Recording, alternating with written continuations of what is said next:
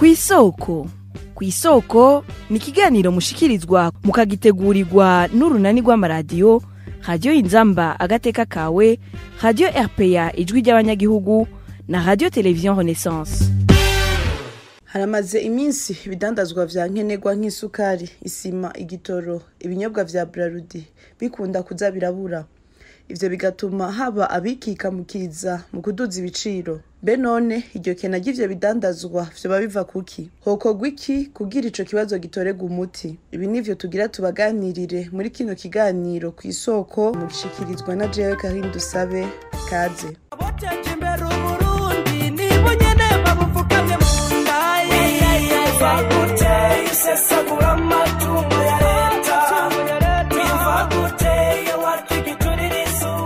Abategetsi muri leta bo ku rwego rwo hejuru basigaye ari abadandaza bari mu batuma ibidandazwa bikena. Umushinga amateka Bacimisi Donatille yabibwiye umushikiranganje w'ubudandaji n'amahinguriro kuri uwa 30 Myandagaro yararamutse yarengukijwe n'inama nshinga amateka kugira yishura ibibazo.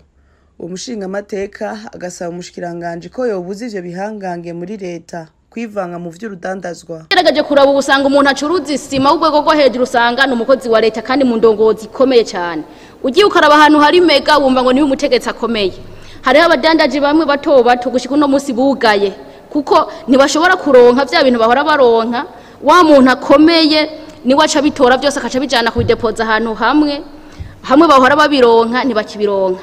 Nyakubahwa mushikiranganje mugiye gutunganya gute ku vy'ukuri ibi bintu vy'urudandaza ku buryo umukozi wa leta akora akazi ka leta, umudandaza agakora akazi kiwe, kuko nimba ari umudandaza akeneye kudandaza na dandaza, umukozi wa leta akeneye kuza gucuruza na hagarika ivy'akazi ka leta hamagende kudandaza, kuko biri mu bituma mu vy'ukuri ibintu bikena. Umushinga amateka ivyo yasavye umushikiranganje ntiyabimwemereye.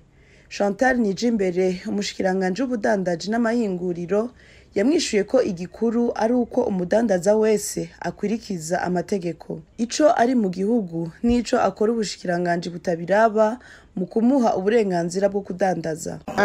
Umuntu kugira yitwe umudandaza nta karanga muntu bamusaba yerekana yuko ari umukozi wa leta canke akorera ibisata bindi, gusa icemeza ko umuntu ari umudandaza hariho amategeko yisunga. Ayo mategeko nayo akamuha uburenganzira bwo kuronka igipapuro ndangamudandaza, abafise NIF, abafise registre de commerce, abafise n'ahadandariza. Aha igikuru suko umuntu yitwa naka canke ko umuntu akorera igisati kiniki canke kiriya, ahubwo igikuru nuko umudandaza wese yokora yisunze amategeko, agakora afise ibimuranga nk'umudandaza, agaheza agakora yubahiriza amategeko n'amabwirizwa agenga igisata c'ubudandaji. Umukozi wa leta wo hejuru ntashobora gukorera neza igihugu igihe ari umudandaza, kuko azokwiyumvira ahanini urudandazwa rwiwe imbere yo kwiyumvira ineza y'abanyagihugu. Bivugwa na Gabriel Rufyiri arongoye ishirahamwe Oricom rijejwe kurwanya abagibiturire n'abasesagura amatungo ya leta.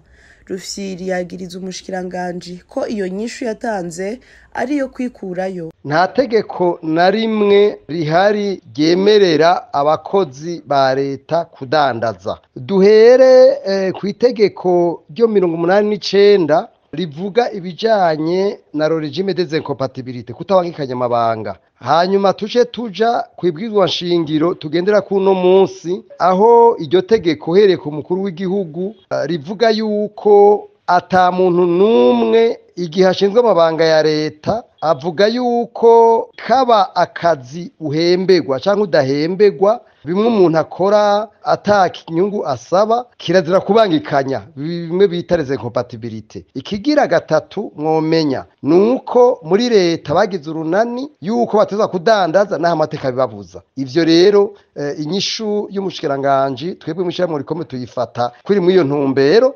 yuko ivyo bintu biko bikorwa binyuranije n'amategeko, kandi kubibaza cyangwa kubivuga bo bafata nk'amakosa. Ugiye kurabaho abasoda, abapolisi, abashikiranganje, abayobozi bakuru, abakozi ba leta bagiye mu rudandazwa, igihugu ico bita administration cyaciye gihenebera. Ibijejwe tekana n'ubutungane n'ibindi bica vyigira bisa nk'ibiri mw'ibarabara niko bigenda. Muraraba igihe kuri Havyarimana ingene vyagenze, murabe kuri Mobutu ingene vyagenze, wasanga abasoda abapolisi muri administration bibereye mu vyo kuhiga amafaranga gusa. Ivyo rero bica bizana ingaruka mbi nyinshi cyane yuko ata kintu c'igihugu gisubira kwiyumvirwa. Ikindi naco mwomenya, erega abo bantu bagiye mu rudandazwa baca biyumvira ivy'urudandazwa rwabo gusa, ntibashobora gusubira kwiyumvira ibijanye n'igihugu, kubera usanga umengo n'umurongo watanzwe n'umugambi utwara, ubona umengo ntawe ubivuga. Ikintu gikwiye gukorwa nuko mu vy'ukuri bokumva ko ibi bintu abanyagihugu babivuge,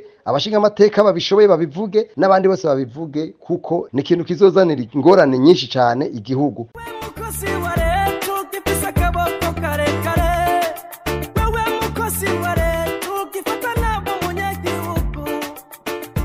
Umukuru w'igihugu Evariste Ndayishimiye wewe iryo bura ry'ibidandazwa vya nkenerwa abiha intumbero ya politike, yagiriza ababinyegeza ko babikora mu ntumbero yo kumuteranya n'abanyagihugu. Yabivugiye mu nama yagirishije mu ntara ya Gitega muri ino ndwi. Umukuru w'igihugu akaba yari yaranagirije abadandaza igitoro nabo nyene ko bakinyegeza mu ntumbero yo kugumura abanyagihugu. Aha akaba ariho hagarukiye ikiganiro ku isoko cuno munsi. Karinda usabe nariko ndakibashikiriza nkaba ndabikebanuye.